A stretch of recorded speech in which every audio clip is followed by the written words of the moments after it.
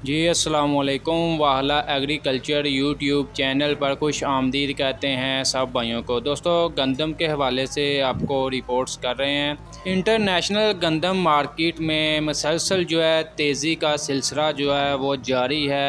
Dollar index में ज़बरदस्त इजाफे के बायस जो है शिकागो गंदम मुसलसल जो है 7वें रोज़ भी यानी कि तेज़ी का शिकार रही है। गुज़िश्ता रोज़ डॉलर इंडेक्स गुज़िश्ता 3 हफ़्तों से ज़ायद की बुलंद तरीन सतह पर बंद हुआ है।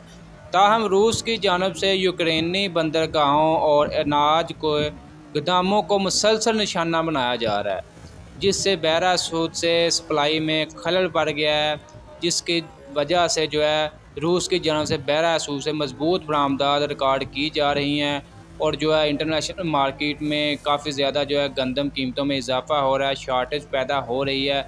अगर मज़ीद ये इजाफ़ा बढ़ता गया तो ये पाकिस्तान की तरफ इनकी नज़रें आएंगी, इंडिया की तरफ आएंगी, तो मकामी मंडियां जो है पाकिस्तान की, वहाँ पर भी कीमतों में इजाफ़ा हो सकता है।